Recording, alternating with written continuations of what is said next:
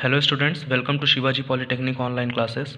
Physics 2 के आज के लेक्चर में हम लोग पीएन जंक्शन डायोड की वीआई कैरेक्टरिस्टिक के बारे में पढ़ेंगे।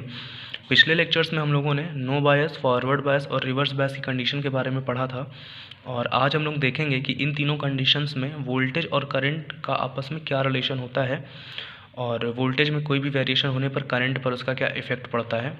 तो आइए स्टार्ट करते हैं। तो जैसा कि आप यहाँ पे ये ग्राफ देख रहे हैं, आप लोग यहाँ पे जो एक्स एक्सिस है वो वोल्टेज को दिखा रहा है और जो वाई एक्सिस है वो करंट को दिखा रहा है। यहाँ पे हम इसे आईडी नाम दे देते हैं और यहाँ पे आईएस। आईडी जो है वो मेजॉरिटी चार्ज कैरियर्स के कारण उत्पन्न होने वाली करंट है और ये रिवर्स सैचुरेशन करंट आईएस है और ये वोल्टेज है जो कि एक्सटर्नल बैटरी द्वारा अप्लाई किया जाता है। ठीक, तो आइए देखते हैं। 3 कंडीशंस होती हैं। पहला होता है नो बायस की कंडीशन। तो अगर नो बायस की कंडीशन की बात करें तो नो बायस की कंडीशन में हम कोई भी एक्सटर्नल बैटरी नहीं जोड़ते हैं, यानी कि जो हमारा पीएन जंक्शन डायोड होता है उसमें हम कोई भी एक्सटर्नल बैटरी नहीं जोड़ते हैं। तो सबसे पहले डायोड का जो सिंबल होता है, डायोड का सिंबल कुछ इस तरीके से होता है, जहाँ पे ये जो हिस्सा होता है वो एनोड कहलाता है और ये हिस्सा कैथोड कहलाता है। एनोड का मतलब जो पी टाइप वाला पार्ट होता है वो ये होता है और जो एन टाइप वाला पार्ट होता है वो ये होता है। ठीक, तो नो बायस की कंडीशन में हम कोई भी एक्सटर्नल बैटरी नहीं जोड़ते हैं। तो यहाँ पे अगर हम डायोड करंट लिखें आई डी बराबर आई एस ई की power V D upon eta Vt -1, इसे डायोड करंट कहते हैं, जहाँ पे ये जो Vd है ये एक्सटर्नल बैटरी द्वारा अप्लाई किया गया वोल्टेज है। तो नो बायस की कंडीशन में Vd बराबर 0 होता है, कोई भी एक्सटर्नल बैटरी नहीं जोड़ते हैं तो एक्सटर्नल बैटरी द्वारा लगाया गया वोल्टेज भी 0 होता है, उसका पोटेंशियल भी 0 होगा।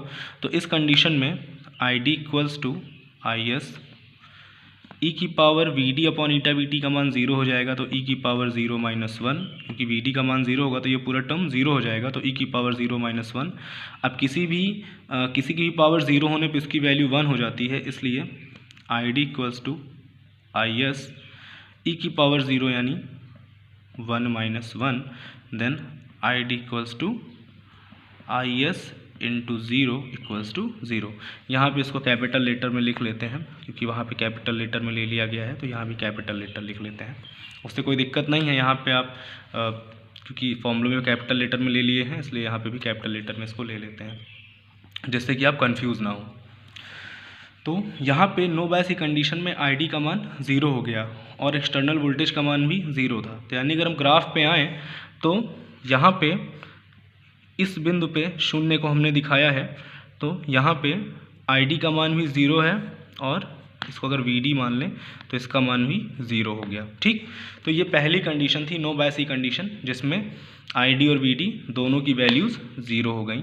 अब अगर फॉरवर्ड बायस की कंडीशन देखें, अगर फॉरवर्ड बायस की कंडीशन देखें तो फॉरवर्ड बायस की कंडीशन में अब हम डायोड के सिंबल का ही यूज़ करेंगे यहाँ पे। तो फॉरवर्ड बायस की कंडीशन में क्योंकि ये एनोड होता है यानी पी टाइप वाला पार्ट है, तो यहाँ पे हम जब बैटरी को जोड़ेंगे तो इस पार्ट में बैटरी का पॉजिटिव टर्मिनल और इस पार्ट में बैटरी का नेगेटिव टर्मिनल लगाएंगे।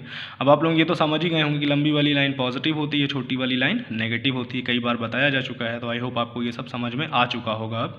तो आइए देखते हैं आगे फिर। तो यहाँ पर जो करंट फ्लो होती है वो कब फ्लो होती है? देखिए, हम लोगों ने एक सिचुएशन पढ़ी थी कि जैसे ही हम पी टाइप और एन टाइप सेमीकंडक्टर को जोड़ते थे तो वहाँ पे एक पोटेंशियल बैरियर उत्पन्न हो जाती थी। अब अगर इस बैटरी का पोटेंशियल Vd है और पोटेंशियल बैरियर V है, तब करंट कब फ्लो होगी? जब होल्स या इलेक्ट्रॉन्स जंक्शन को क्रॉस करते थे। और होल्स और इलेक्ट्रॉन्स जंक्शन को कब क्रॉस करते थे? होल्स और इलेक्ट्रॉन्स जंक्शन को कब क्रॉस करते थे?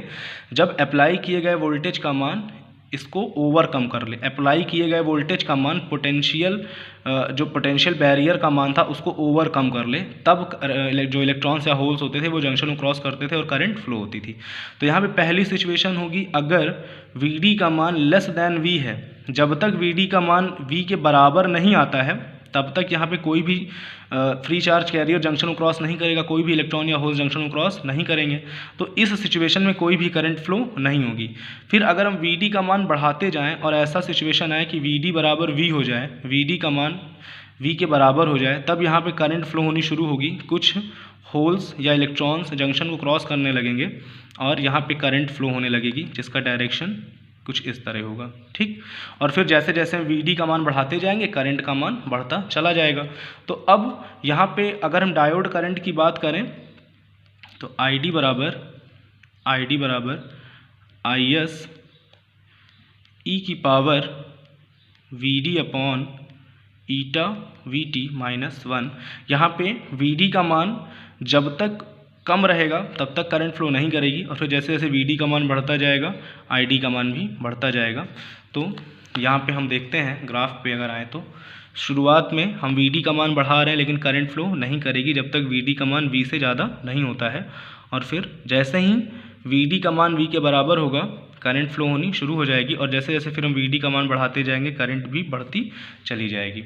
सेकेंड, तो इसी तरह ये दो सिचुएशंस हैं कि जब तक Vd का मान V से कम रहेगा करंट फ्लो नहीं करेगी, और जैसे जैसे हम मान बढ़ाते जाएंगे फिर करंट फ्लो होने लगेगी। यहाँ पे दो ग्राफ आपको दिखाए गए हैं। एक ग्राफ जर्मेनियम के लिए है, जिसके लिए ये वैल्यू होती है 0.3 वोल्ट, और दूसरा ग्राफ सिलिकॉन के लिए है जिसके लिए ये वैल्यू होती है 0.7 वोल्ट। तो ये आपकी फॉरवर्ड बायस की कैरेक्टरिस्टिक हो गई। फिर जैसे जैसे हम वोल्टेज बढ़ाएंगे ये करंट तेज़ी से बढ़ती चली जाएगी, ठीक। अब अगर रिवर्स बायस में आए, अगर रिवर्स बायस की बात करें तो रिवर्स बायस थोड़ा सा ध्यान से समझिएगा। रिवर्स बायस की जो सिचुएशन होती है, रिवर्स बायस में क्या होता है कि फिर से हम वही कनेक्शंस करते हैं लेकिन कनेक्शंस इस बार रिवर्स हो जाते हैं। रिवर्स का मतलब है कि P को बैटरी के नेगेटिव से जोड़ते हैं और N को बैटरी के पॉजिटिव से जोड़ते हैं, ठीक। तो अब यहाँ पे क्या होता है कि वोल्टेज की पोलैरिटी, हमने यहाँ पे जो बैटरी जोड़ी थी बैटरी की पोलैरिटी चेंज हो गई, इसलिए Vd कैसा हो जाएगा, नेगेटिव हो जाएगा, Vd नेगेटिव हो जाएगा, ठीक। और जो करंट फ्लो होगी वो मेजॉरिटी चार्ज कैरियर्स की वजह से फ्लो नहीं होगी बल्कि माइनॉरिटी चार्ज कैरियर्स की वजह से फ्लो होगी। और माइनॉरिटी चार्ज कैरियर्स कैसे उत्पन्न होते हैं, वो थर्मली जनरेटेड चार्ज कैरियर्स होते हैं, यानी टेम्परेचर बढ़ने पे उत्पन्न होते हैं, ठीक। अब वो कैसे उत्पन्न होते हैं ये अभी हम आगे डिस्कस करेंगे, लेकिन फ़िलहाल आप पहले इसकी कैरेक्टरिस्टिक देख लीजिए, फिर इसी में आगे हम डिस्कस करेंगे कि वो कैसे जनरेट होते हैं। तो यहाँ पे जो करंट फ्लो होगी वो माइनॉरिटी चार्ज कैरियर्स की वजह से फ्लो होगी और उसको हम रिवर्स करंट बोलेंगे, और उसका डायरेक्शन भी चेंज हो जाएगा, अपोजिट हो जाएगा। तो अगर यहाँ पे हम डायोड करंट की बात करें, then diode current ID equals to IS। ये मैं बार बार इसलिए लिख रहा हूँ ताकि आपको याद हो जाए डायोड करंट, क्योंकि यहाँ भी एक बार लिखने से काम हो जाता, यहीं से सारी सिचुएशंस बार बार मैं बता देता, लेकिन मैं बार बार लिख रहा हूँ ताकि आपको ये याद हो जाए, और आई होप आप याद कर लेंगे। तो आप इसको ज़रूर याद कर लीजिए, ये बहुत इंपॉर्टेंट है। E की पावर ED ईटा Vt माइनस 1। अब यहाँ पे देखिए, अगर Vd नेगेटिव होगा तो E का मान जो होगा वो लेस दैन ज़ीरो हो जाएगा। अगर Vd नेगेटिव होगा तो E का मान लेस दैन ज़ीरो हो जाएगा, और अगर E का मान लेस दैन ज़ीरो होगा तो उसको हम नेगलेक्ट कर सकते हैं, इग्नोर कर सकते हैं, छोड़ देंगे उसको। तो यहाँ पे ID बराबर क्या मिलेगा, IS। E के मान को हमने नेगलेक्ट कर दिया, -1, then ID equals to -IS। तो अब देखिए यहाँ पे जो डायोड करंट है वो सैचुरेशन करंट के बराबर हो गई, और ये जो माइनस साइन है ये दिखा रहा है कि डायरेक्शन चेंज हो गया है, यानी रिवर्स हो गया है डायरेक्शन। तो अब अगर हम फिर से ग्राफ पे आएँ तो एक हम ड्रॉ करेंगे जर्मेनियम के लिए और दूसरा ड्रॉ करेंगे सिलिकॉन के लिए, क्योंकि हम बेसिकली सिलिकॉन और जर्मेनियम का यूज़ ही करते हैं। तो ये जर्मेनियम है, ये सिलिकॉन है, यही दो सेमीकंडक्टर्स हम मेनली यूज़ करते हैं और इन्हीं के बारे में पढ़ते हैं। तो ये जर्मेनियम हो गया और ये सिलिकॉन हो गया। तो यहाँ पे हम देख रहे हैं कि वोल्टेज को बढ़ाते जा रहे हैं तो करंट में ज़्यादा इंक्रीमेंट नहीं हो रहा है, करंट जो है वो स्थिर है, वो स्थिर है, लेकिन अचानक से करंट बहुत तेज़ी से बढ़ती है, अचानक से रिवर्स करंट का मान बहुत तेज़ी से बढ़ जाता है। यहाँ भी देखिए अचानक से रिवर्स करंट का मान बहुत ही तेज़ी से बढ़ जाता है। तो ये जो सिचुएशन अराइज़ हो रही है, ये जो सिचुएशन अराइज़ हो रही है, इसको हम बोलते हैं ब्रेक डाउन, इसको हम बोलते हैं ब्रेक डाउन। अब ब्रेक डाउन क्या होता है वो भी समझते हैं, पहले इसको समझ लीजिए। इसको कहते हैं ब्रेक डाउन। तो ब्रेक डाउन कब होता है? जब हम लगातार वोल्टेज का मान बढ़ाते जाते हैं, तो एक सिचुएशन ऐसी आती है जब ब्रेकडाउन की कंडीशन आ जाती है और करंट, रिवर्स करंट बहुत तेज़ी से बढ़ती है। और यहाँ पे देखिए आप कि जर्मेनियम में ब्रेकडाउन जल्दी हो रहा है और सिलिकॉन में ब्रेकडाउन थोड़े से देर में हो रहा है। तो जो भी करंट फ्लो हो रही है, रिवर्स करंट, ये माइनॉरिटी चार्ज कैरियर की वजह से उत्पन्न होती है। और माइनॉरिटी चार्ज कैरियर क्यों उत्पन्न होते हैं? टेम्परेचर की वजह से उत्पन्न होते हैं। तो यानी जो जर्मेनियम है उसकी थर्मल स्टेबिलिटी सिलिकॉन के कंपैरिजन में कम है, यानी जो सिलिकॉन है वो ज़्यादा थर्मली स्टेबल है इन कंपैरिजन टू जर्मेनियम। इसीलिए हम ज़्यादा सिलिकॉन को यूज़ करते हैं, क्योंकि ये अधिक टेम्परेचर पर विदस्टैंड करती है, अधिक टेम्परेचर पर भी ये काम कर सकती है। जबकि जर्मेनियम जो होता है वो सिलिकॉन की तुलना में कम टेम्परेचर पर ही उसमें ब्रेकडाउन हो जाता है। इसीलिए हम नॉर्मली सिलिकॉन को प्रेफर करते हैं इन कंपैरिजन टू जर्मेनियम। अब आइए थोड़ी सी बात कर लेते हैं ब्रेकडाउन की। हालांकि ब्रेकडाउन पे मैं आप लोगों के लिए अलग से एक वीडियो बनाऊंगा, बट अभी थोड़ी सी बात कर लेते हैं। तो ब्रेकडाउन जो होता है वो दो तरह का होता है, एक होता है एवलांचे और दूसरा होता है जीनर।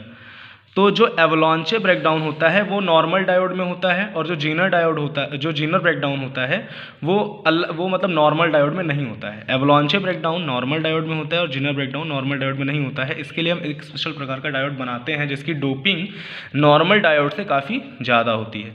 तो जो एवलांचे ब्रेकडाउन होता है, ये पहले समझते हैं कि ये क्या होता है। इसका बस बेसिक देखेंगे, डिटेल में इसको हम लोग लेक्चर में ही देखेंगे, इसके लिए अलग से लेक्चर बनाऊंगा मैं, उसमें आप देखिएगा। अभी इसका बेसिक देख लीजिए। तो जब हम टेम्परेचर बढ़ाते हैं रिवर्स बायस में, तो रिवर्स बायस में टेम्परेचर बढ़ाने के कारण जो कोवैलेंट बॉन्ड होते हैं सेमीकंडक्टर्स में, उनमें जो इलेक्ट्रॉन्स बंधे होते हैं बॉन्ड्स में, उनकी काइनेटिक एनर्जी यानी गतिज ऊर्जा बढ़ने लगती है। जब हम वोल्टेज बढ़ाते हैं तो जो मतलब जो इनपुट वोल्टेज जो दिया जाता है, जो एक्सटर्नल बैटरी से जो वोल्टेज दिया जा रहा है, अगर उसको हम बढ़ाते हैं तो जो इलेक्ट्रॉन्स होते हैं उनकी काइनेटिक एनर्जी बढ़ती जाती है और इस वजह से कोवैलेंट बॉन्ड ब्रेक हो जाते हैं। मान लीजिए कोवैलेंट बॉन्ड ब्रेक होने से ये इलेक्ट्रॉन निकला और ये फ्रीली अब घूमेगा और ये अपनी गतिज ऊर्जा के कारण दूसरे बॉन्ड से टकराएगा और वहाँ पे जाके उस बॉन्ड को तोड़ेगा, जिससे दो इलेक्ट्रॉन्स फ्री हो जाएंगे।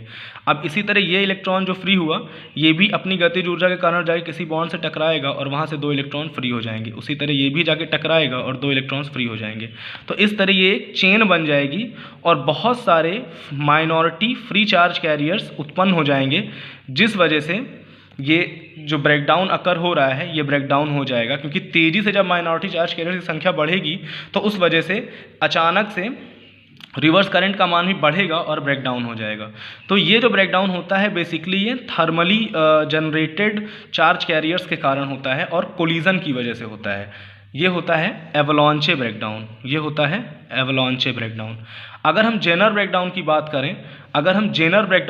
करें, तो जेनर ब्रेकडाउन जो होता है वो नॉर्मल डायोड में नहीं होता है। उसके लिए हम एक डायोड बनाते हैं जिसकी डोपिंग बहुत ज़्यादा होती है, नॉर्मल डायोड के कंपैरिजन में ज़्यादा होती है। और ये बेसिकली होता है हाई इलेक्ट्रिक फील्ड के कारण।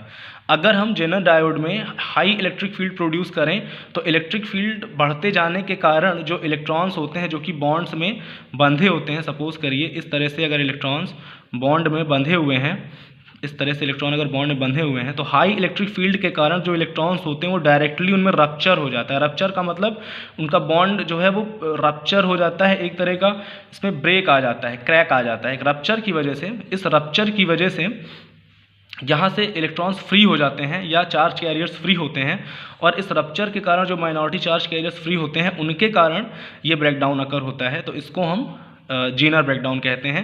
जीनर एक डायोड भी होता है, तो जब मैं आपको जीनर डायोड पढ़ाऊंगा तो उसमें आपको जीनर ब्रेकडाउन को भी अच्छे से एक्सप्लेन करूंगा। तो बस अभी आप इतना जान लीजिए कि जो जीनर ब्रेकडाउन होता है वो हाई इलेक्ट्रिक फील्ड के कारण उत्पन्न होता है। हाई इलेक्ट्रिक फील्ड के कारण बॉन्ड्स में रप्चर, कोवेलेंट बॉन्ड्स में रप्चर हो जाता है, जिस वजह से काफ़ी ज़्यादा मात्रा में माइनॉरिटी चार्ज कैरियर्स उत्पन्न होते हैं और जीनर ब्रेकडाउन होता है। जबकि जो एवलांचे ब्रेकडाउन है वो टेम्परेचर बढ़ने के कारण इलेक्ट्रॉन्स बॉन्ड, मतलब जो कोवेलेंट बॉन्ड टूटते हैं उससे जो इलेक्ट्रॉन्स फ्री होते हैं उनके कोलिजन की वजह से और ज़्यादा इलेक्ट्रॉन्स फ्री होते हैं, तो इसलिए इसको एवलांचे ब्रेकडाउन कहा जाता है। एवलांचे ब्रेकडाउन को समझने के लिए आपने सुना होगा कि जो बर्फ़ की पहाड़ियाँ होती हैं उनमें एवलांच आते हैं, मतलब एक छोटा सा अगर एक बर्फ़ की पहाड़ी पे या एक बर्फ़ की चट्टान में अगर विस्फोट हुआ तो पूरा का पूरा पहाड़ जो है वो उसमें पूरे के पूरे पहाड़ में जो है स्लाइडिंग होने लगती है, वो फिसलने लगता है, तो इसको एवलांच बोलते हैं। तो ये उसी से कोरिलेट करके आप इसको समझ सकते हैं एवलांच ब्रेकडाउन को। हालांकि मैं इस पे वीडियो बना के आपको अच्छे से डिटेल में समझाऊंगा। तो जेनर ब्रेकडाउन हाई इलेक्ट्रिक